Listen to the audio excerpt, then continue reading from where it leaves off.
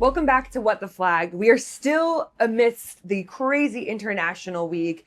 I think the three of us have been to Tottenham more times than any of us would care to go. But Yaz, you witnessed your first under 15s girls flag event at Tottenham. Congrats to the winners. Great Britain, Ealing Fields representing. Whoop, whoop, whoop. Tell us what you thought about the day at Tottenham. It was brilliant. I didn't realise how quick the day would go. I think it felt like I arrived, I watched the game, and it was like, boom, it was the final. It was really, really nice to see such young talent, especially because one of the reasons we were there was the Women in American Football panel. And one of the sort of key points that we were focusing on was the fact that around 14 or 15 is the sort of age that girls tend to fall off in sport. So it was really nice to see those girls having the opportunity to play on such a big stage, you know, like there were different people from the industry there watching them play. There were obviously like different people from different teams watching them play. And then of course they'd come from all over Europe. And it was really nice to get to see them have that opportunity to play, and it hopefully for them to be motivated by seeing yourself and Jock there, to see sort of where they can go and where they can progress if they sort of stay in the sport, which is really lovely. And it was funny because I was talking to Hannah on the sideline, and she was just saying to me, she was like, I wish that these opportunities were around when we were younger, because 14, 15, when I think about it myself, was when I fell off in sport and I never really sort of circled back to it. And if we'd had like more of these opportunities and more of this sort of like intervention from these bigger companies, you know, maybe we would have been in those positions like Hannah Wilkes. Wilkes. Oh, so because shout out Hannah Winter, GB's QB. So I wasn't sure which Hannah you were talking about, but okay. Like Hannah Winter, 15-year-old, talking about, I wish we had these opportunities. No, that makes sense. Yeah, no, it was good fun. It's always. It's great. I don't think. I hope. Let me rephrase it. I hope the girls understand the fact that they're getting to play on a formal NFL pitch in one of the newest stadiums. 2019, I think Tottenham was officially built. It's so cool, and it's you kind of go out there, but also testament to them as athletes. Like when they're playing, they're just playing. So they're not overawed by the stage, or they're just like, it's time to ball out. And GB had a slow start in their first game against France, if memory serves. But I'm going to claim, sorry, Coach Jay, I'm going to claim all the credit. Had a chat with Hannah Winter, the QB, and then they were fine after that. So I'm not surprised they won at all. Perfect. Yeah.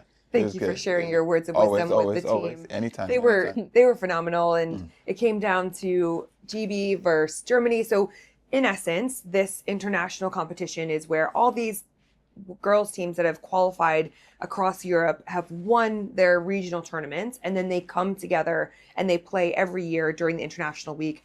And they do that because you've got back-to-back games at Tottenham, and so ultimately you've got that whole field set up for American football during the week. So that's why there's always so many different activations around there. Pure journalism. I'm going to throw a bit of drama, a bit of something there, because I think there was some people felt away.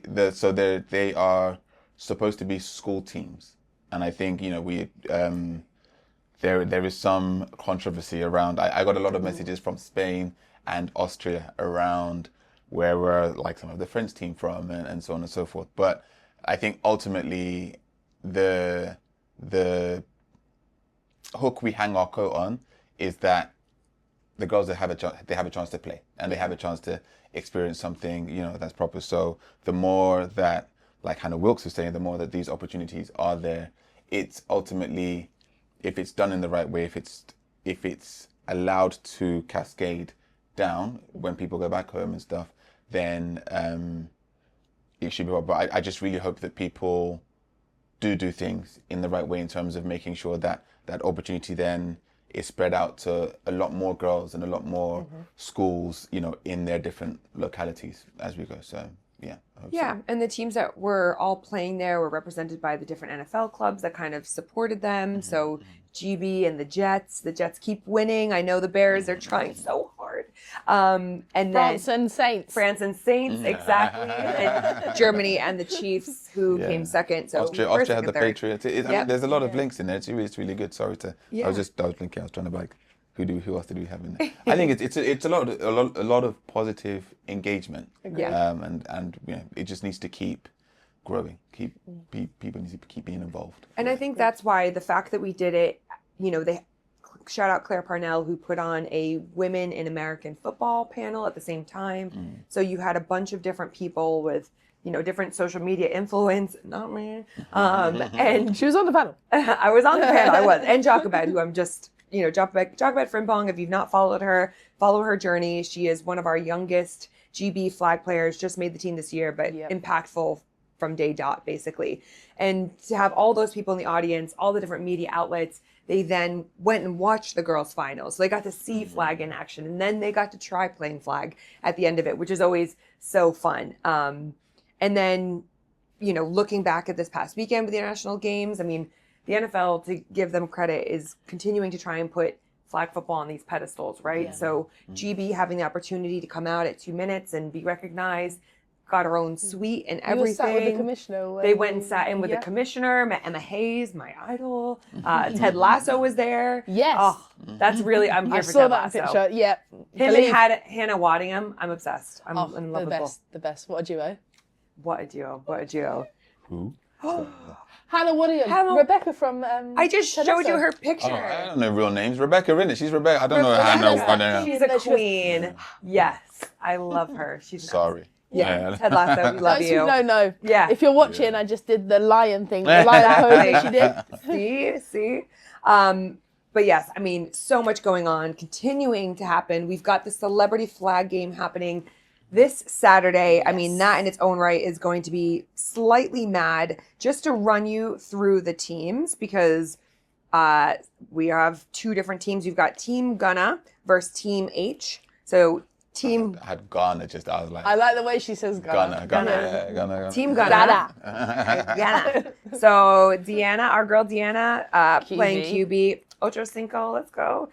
Destroying Speedy Mormon, Jamie Lang, Sam Thompson, Nella Rose, Bree Runway, and Cafrizi. I have to say, that team is stacked. I don't know how fair it is. The team is stacked. But Team H, we got Ryan Fitzpatrick, let's go. Adam W., our girl Ashley Clam, Tommy Fury, you better be good. I saw you mic'd up at the game in Dublin. I also saw you doing your triathlon. Use those skills. Facts. SV2, Mabel, Jay Cinco, AJ Green, and then myself. So hopefully we got to win. She glosses over that bit. Oh, and then myself. Yeah. Don't worry about me. Don't worry about me. I'm just hyped to be with H. I'm really excited for our team, getting Ashley and Deanna over here as well. So that will be exciting. That is this Saturday at the Kappa Box, all streamed on YouTube. So make sure you guys tune in. What the flag is going to be represented. So you'll be seeing your girl Yaz doing all the hard-hitting questions. It's going to be phenomenal. It'll be great. So we thought it would be about time to actually review the men's side of things from the European Championships. And I'm just going to run you through the final standings after the competition. Italy won against Austria. So you go Italy, Austria, France, Great Britain, Israel, Switzerland, Slovenia, Denmark, Germany, Spain, Ireland, and Czechia. And from there, after that, the 13 through 24, just because there's a lot of new countries in here, Ukraine, Finland, Hungary, Netherlands, Sweden, Croatia, Portugal, Poland, Slovakia, Norway, Belgium, Georgia. I'd say, just to hit on that second chunk, the ones that were kind of surprising were Finland. I'd say Sweden as well, being that far down, because they've been playing for a while. Mm-hmm. Those are probably the two. And Finland have such a great tackle program. Yeah, I was shocked that it didn't seem to translate. I mean, I'm sure we'll hit on the women's program later as well. But I thought there was more interchangeable skills than that. But what they brought in the competition, whether it was just a bad weekend, I don't know. But I was not But blown away by them. The Finnish SHL, if memory serves. Yes. Been there, done that. Sajal. Hello, Sajal. Is highly predicated and a huge case study for the whole topic of imports, right? So the Finnish leagues has been long-standing, and they always have, even to date. And I was out there in 2008. Always lots of fans, like home games. It's okay. We keep it moving. I've just been an athlete for a really long time. That's all it is. But like they've always got fans, so they've always got a steady product going on, right? Going all the way through. But that doesn't necessarily always translate to homegrown talent being as functional and able to perform. So I think that's the problem though. Sometimes when you bring in imports, you stilt your homegrown talent, Right. don't you? And because you put your funding into other people who are Right. coming along to do the job better, essentially. especially because the import talent is normally in skill positions. Yeah. QBs, receivers, That's what you need and when your you get to kind of linebacker / DB. But that's what you need when it comes to flag. So I'm not. O-line is also a skill position. Don't worry about it. It's not.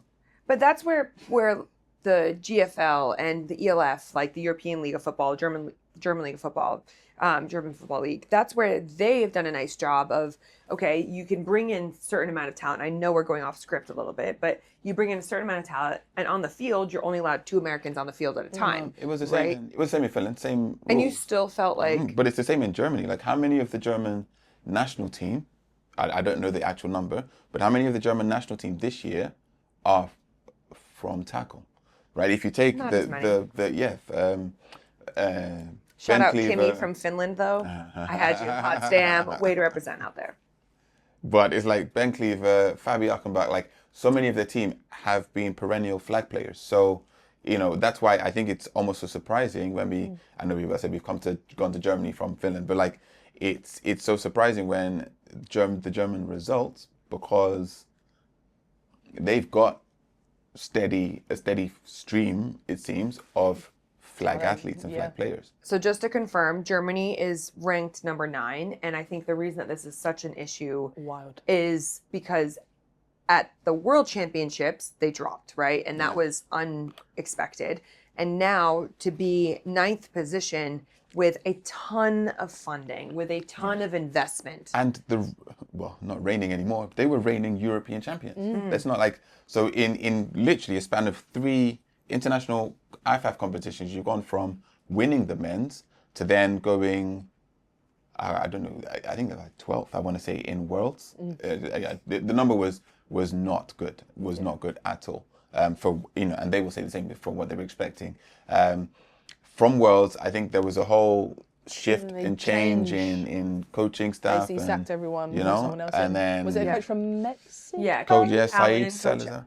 Oh, yes. Said Salazar, Yep, with Coach Allen. Yeah. Who are Panama and Mexico coaches, players. Big deal. Big names, and the results are not matching the stature of the players and the coaches, And I think that's where things change, right? Where you now we're in a phase where we're looking less than 3 years to the Olympics. Everything is about funding and results driven. It's no longer just we show up, we play the sport. You have to be showing something you pay for medals, right? Yeah. That's what the Olympics is. You pay for medals, essentially. It is. Shouldn't be. No, of course, but if we're saying you have to invest. 100. Sorry, you have to invest in it. Absolutely. And I think it's where if because now we're in that kind of, I don't know, dark space immediately after a competition where it's like decisions have to be made. That's true. Can you afford with a year's worth of work? Because it's not like the coaches just joined. They've had a decent amount of time. They've done some games or competitions. Yeah. If that's the produce or the product, the end product, do you wait another year? Because now the German men are only in the World Championships because they're the host nation. Yeah. That's a big reprieve, because if they weren't hosting, German men would not be in the World Championships, which is mind blown. But then what do you do now? Like what shifts do you make in that time, like to make decisions worth it? Because like you say, 3 years to the Olympics, and at the moment you're not even in the bracket to even be thinking about it, really. Yeah. If you look at all those European countries, they're already fighting for the top 6 are already fighting for a spot, and you're sitting there at 9th. There was a comment that was made. I won't divulge my sources, but the comment was simply that, taking the German men as an example, their offense wasn't the problem. Like I believe the actual quote was, you can't win or you can't perform well if you can't defend. So It's about, And first we've of been all, there. does, GB, we've been there. Sorry. but does everyone feel the same? Yeah.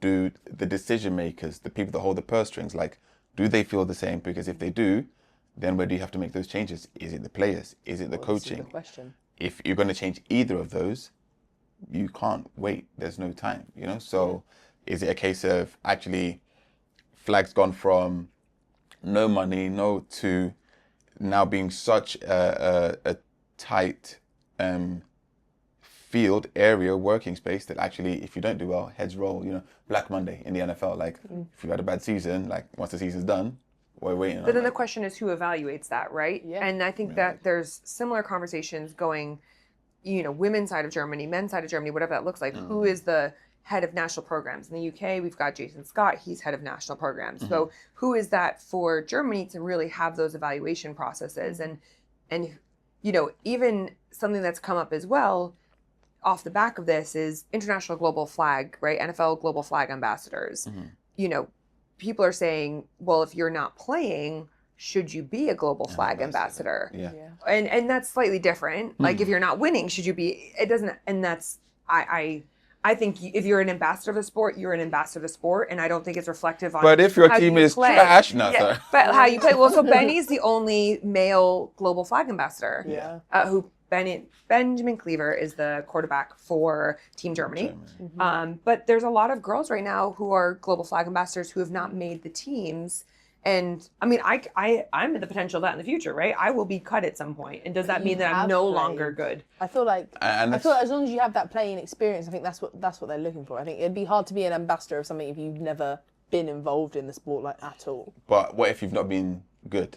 I'm super conscious. I'm not going to name any names. But what are your like, parameters for good? just a good player. I'm being as if you're not a good player, if you're not someone who can make change, like if you're not an impact player on your team on the field, if you're playing games and you don't stand out. I would personally say it depends on how serious you want to be taken.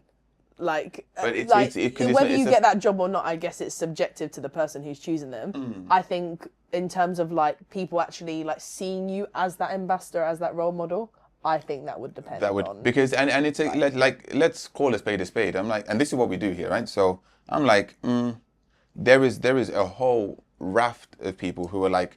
Some players, because it's mostly females. There's Ben, there's a number of NFL players who are also selected because of their stature. But then Ben's the only actual like flag player. A lot of people are like, not necessarily me, but a lot of people are like, oh, all the females that are selected is just because they're pretty faces, or because they. Thanks, guys. I've been waiting for this moment. I never get compliments. This is recorded, right? Snip it. That's Put awkward. on That's awkward. social media. No. I said a lot. I didn't say everyone because you're also a good player as well. No. Because I said it. I said what I said because you are also a good player as well. The end of the It's too episode, late, the guys. damage is done. Rewind it. episode. Rewind That's it. it. Cut it. It was clear. I was very Mom and Dad are wowzers. Oh no. You know what I meant. Okay? And I'm just saying that as well as a pretty face, also being a good player is a really good thing. But not everyone is in that late, big man. same I'm sorry. boat. Well, I would just like to say thank you for joining in. And also, to be clear, That's this is the what end a of the what gold the medal flag. looks Oh, like. wow. This is bronze. It's very confusing. If I was playing, it would be But different. So relax. We'll be back in just a minute. Okay, so quote of the week could be quite a controversial one, but definitely one that's thrown around a lot. I guess I have a bit more of a tackle perspective, so I would have to come to you guys for a bit more of a flag perspective on it. But are you hurt or are you injured? Why is that controversial? Because I just You're think, weak. That's the problem. You're weak. Because I think there's there's an element of like football that just hurts. Like generally, when people run into you, it hurts. When you're doing a lot of sprinting and a lot of sort of like fast, explosive movements, like it hurts and it will hurt your body. However, how do you make that differentiation between you just being hurt and just needing a little bit of time to just recover from that, or being actually injured? And I think that there are a lot of Weak. Say it. Say it. No. Say it. There are just a lot of people who maybe use the excuse of being hurt or being injured to cover up maybe that the game is mentally more affecting them. Maybe they're not having the game that they want. Maybe maybe they're not playing the way they wish, as opposed to actually being like, I could push through this and I could sort of like be better or do better in this game. But I guess from like my perspective, obviously I'm talking about literally people run into you. I mean, you can run into each other in flag. It's not great, but you can do Incidental contact. But like, where do you think that would come into play? I know we were off camera, you were mentioning things like, you know, flopping and etc. etc. Flopping. But flopping is tough now too, because they've changed the rules in flag where it's now more egregious towards the offense. So they used to make it so that it was most of the time, 9 out of 10 times, it was on the defense if you ran into them.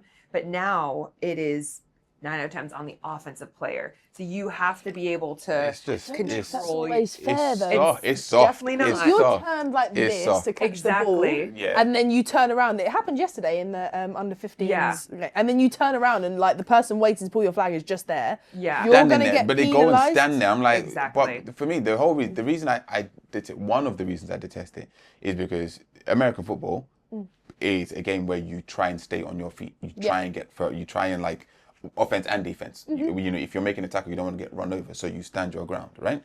And that whole piece just changes the sport even more, like, and takes completely away from the essence of it. But to come back, I don't think the quote is controversial. I think it's just performance. It's not just performance. Any performance hurts because you have to like build stuff. You have to get better, like whether it's mentally, physically. It's pain you go through, you know. I saw another quote in the week but that was all around pain being where success lies. Success lies in pain. And it's a long distance runner, which is the worst kind of pain. That's pretty terrible. Like, all of us are like, no. We should run a marathon. I've done a half before, and that was grueling. Were you hurt? Representing us in that marathon. Were you hurt or were you injured, Yaz? Why didn't you do a full one? I wasn't. I just cried. A lot. But you know, I cried before I got there. I cried on the train. I cried at the start line. I cried at about the 10-mile mark. I cried across the finish line. I cried when I sat down on the train on the way home. It was crazy. I was in a Portal at one point crying. I was like, this is really bad. No, but I think it's a lot of people unfortunately use pain and not being able to handle it as a way to get out of performance related issues, and it's not great. But you have to get out of that, and that's okay. All right, so we're going to take you back through to the European Championship. We're sticking here for this episode, and we want to talk a little bit about kind of nations, men's versus women's, in terms of who is still there. So to ask the question, to put the question out, it's like if should the men's and the women's teams for nations, like, should they be operating at similar standards, similar levels? And can I jump in with my first nomination? Slovenia. They're both up there. Those I know, right? But kind of low key came out of nowhere. This was Slovenia women's. Do you think they came out of nowhere? So to be clear, men's are 7th and women's are 6th. Now we've played against Slovenia, mainly the Tiger Cats, for a long time. Domsdale Tigers, right? Yep. Yes. And they are, they're a great team. Like they play with a lot of confidence. And Aggie team. I think that's it's a good thing. But no, I like them. They're like little chihuahuas. When I say came out of nowhere, I'm just saying in terms of formal IFAF competitions. Yeah. This is their first time on that stage. Obviously, they've played against all the different teams in the different guises that we see them in at all these European tournaments. But for both teams to come in and have quite similar on the grand scheme of things, you know, like quite similar outputs, and for me I think that's impressive, you know. And then those aqua-coloured uniforms that they were in were interesting. I liked them personally. I can't lie. I liked them. By the Dolphins. But I liked them. But I think that's a shout out to the organisation. I would guess, and maybe that's one where people can kind of comment in and let us know. I would guess that their organisation works similarly, quite closely together from a coaching standpoint. I would say so. You know, 6th and 7th gives you that impression that there's something consistent going on, and I think that's really, like, it's great when it's fabulous when teams win, regardless of men or women's. But I think all organisations should be aiming for like some level of consistency. Like ideally, you'd kind of want your teams to place within maybe 2-3 of each other, like to okay. sort So of like, that's your marker. Yeah, like, I'd say it, like it'd be ideal. GB first and fourth. Yeah, Men's it'd be fourth. ideal if it was like first and first or first and second. Like that would be ideal. Like sixth and seventh. That's like really Austria, good. both second, men's and women's. Yeah, and Exactly the same. exactly. yeah. And that's good. Like, but it just sort of, I guess something there is going well. We couldn't say what it is, but there must be a level of consistency. Maybe in the coaching, maybe in preparation. It could be as simple as like they prep a certain way. Like it doesn't necessarily have to be like their training sessions are exactly the same. But there's something there that must be working, which is I think a really good way to run a team. Like it'd be nice if more like national programs generally ran that way. Like and there wasn't such a big disparity between like nations. But so I mean, I hope I'm not speaking out of turn, but for some of the ones I'm aware of, like Spain, the men's and women's separate coaches, staff, separate, Men's finished 10th, and obviously women's finished third. That's a big gap. I'm tapping, guys who are listening, I'm tapping next to the bronze medal on the Wait, table. do it again. Yeah, there we go. Yeah. ASMR. I don't know, the bronze sounds better than a gold as well. Yeah, because it's lighter, isn't it? Buzz. Mama, Tell us Dad, about I'm No, I'm not fighting. telling nothing. Tell us about Well, Spain. hey, where's Fire HR? Where's HR when you need them? I'm in idea fire. It's happening again. It's happening again. You need to insert that meme of that guy with the glasses that's on his phone, like, come and get me. No, so you said it's telling about Spain? Yeah. So the Spanish so obviously the Spanish women's journey was the journey. A big loss to France in the group stages changed the trajectory that we thought we were going to have to go through, and I think that changed the whole outcome because I made a joke about it last episode, but I keep saying like GB's ducking us, like GB women are ducking Team Spain. Oh, Spain. But ironically, like we're the one that lost and made it, so that we didn't. Whatever. Finished third, but the men's had a pivotal game. I think it was their first game. I think GB's second game, but Spanish men's first game was against GB, and they also had Austria in their group. So the kind of thinking was Austria was going to finish first and then second place because you had to finish second to go through to the top 8. And they lost that game. They were up 2 scores in that game, and GB came back. Honestly, Spain threw 2 very bad interceptions, very, very bad interceptions, where it's just like, oh man, QB's young. I was just going to say, the QB is 18 years old for Team Spain. 19 now. Like, I mean, he's a baby. And huge arm, learning a lot. Like he plays tackle kid that came to the flag. And a good QB, but in those moments, you just need, just maybe a bit of experience, right, a bit of And it's also difficult because I'm thinking about could the coaches not have, keep it? But at the end of the day, it doesn't matter now. Like what happened. So I think GB won 28-27, and that 1 point changes because then you cannot get top 8. Yeah. After that, so you're through into this kind of second bracket for the Spanish men's. They were disappointed, as naturally you would be, because from their first game of the tournament, they knew that they were likely not going to be making the World Championships, which is then that changes your motivation. Like it changes everything. What are you playing for? Right, exactly. So you could work and work and. It is what it is. And to be very clear on that means that next year, if you've not made it to the World Championships, what international tournaments do you have? Wow, I'm utterly convinced, we'll do this in another episode, but I'm utterly convinced that IFAF have to have something for They'll have to. The teams not going, because the flag in so many nations is still in such a precarious position that some programs will fold or miss out. Yep. We're going to come to Turkey in a second.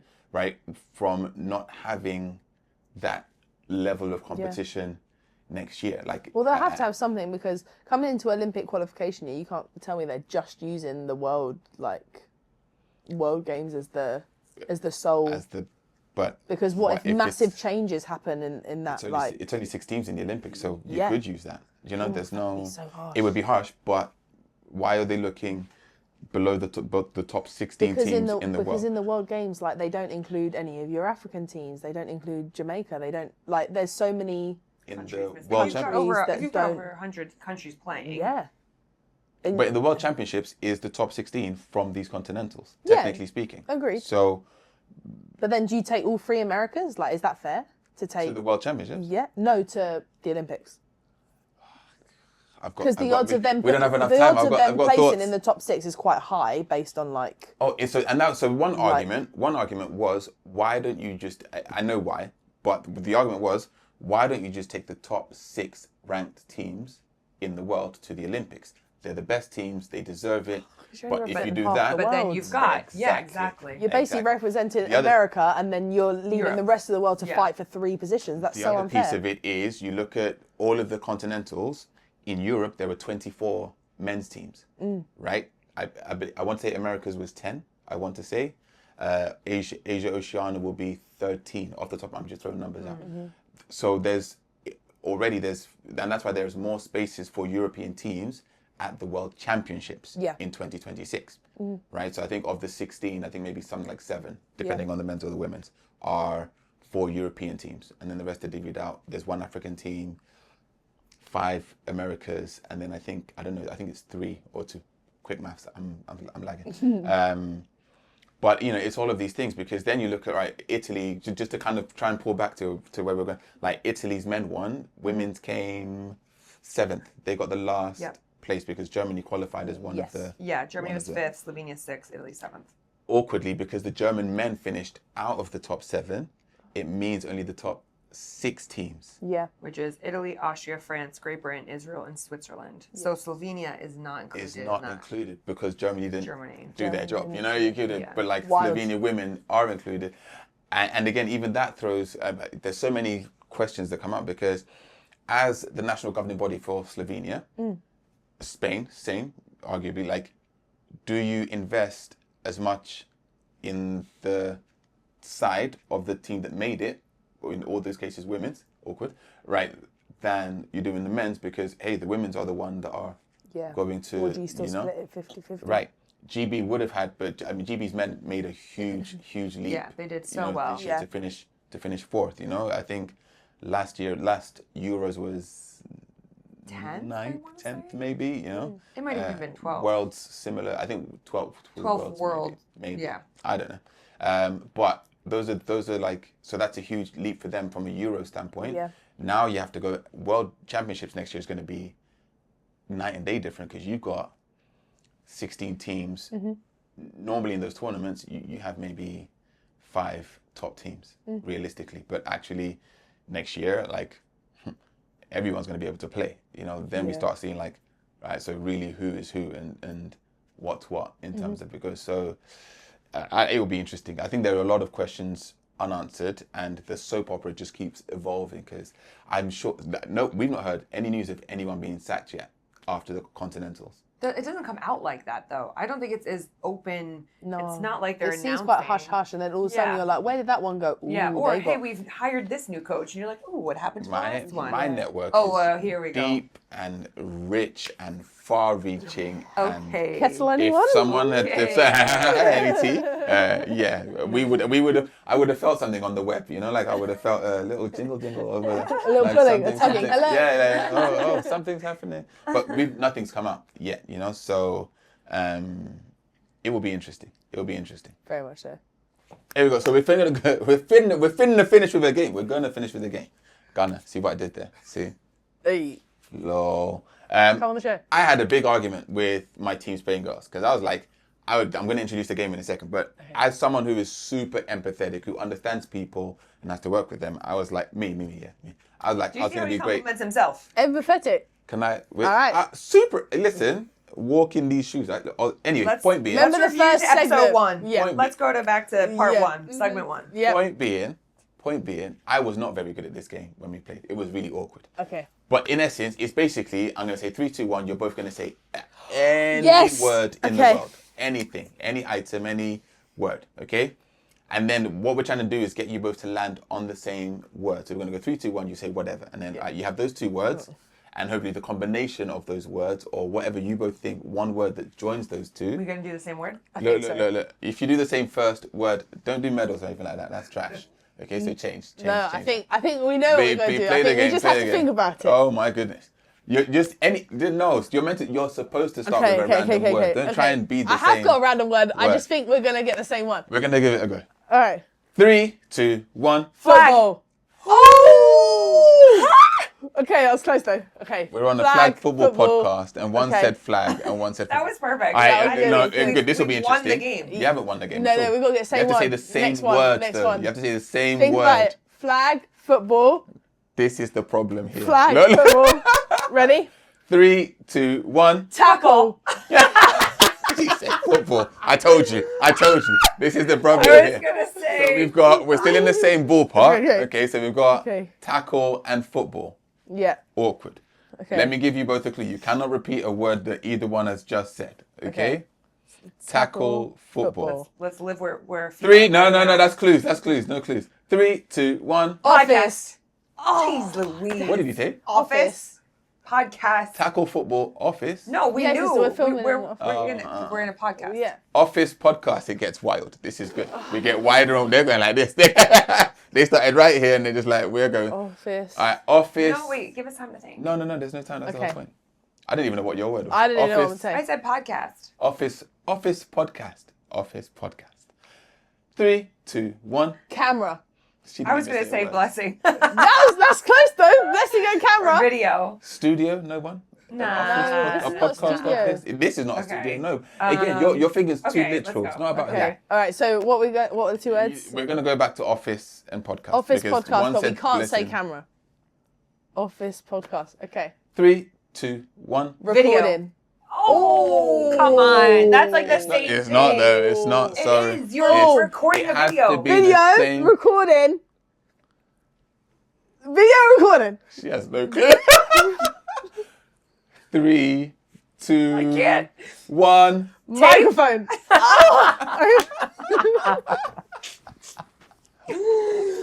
Should we just cut them? Should we cut them? Are we going to keep We're going? telling each other We're gonna go. sentences, though. Tape, Yeah. microphone. Microphone, tape. Microphone, tape. Okay. Tape, microphone. Tape, microphone. Microphone, tape. Think about it. Tape, microphone. It all links to one thing. Is it a word you've already said, though? No. I don't think so. We'll see. I 3, don't remember. 2, 1. Camera. Yeah! Yeah! Because I'm like, you already said that. Camera. Thank you all so much for joining us for another wild adventure on What the Flag. Make sure to tune in next week where we break down the Oceania Asia games that are coming up at the end of October. Have an amazing week. We'll see you soon. There was less poo this time. Let us know if you want more poo. No, sorry. Whoa, poo. Poo! Because we were talking about poo last week.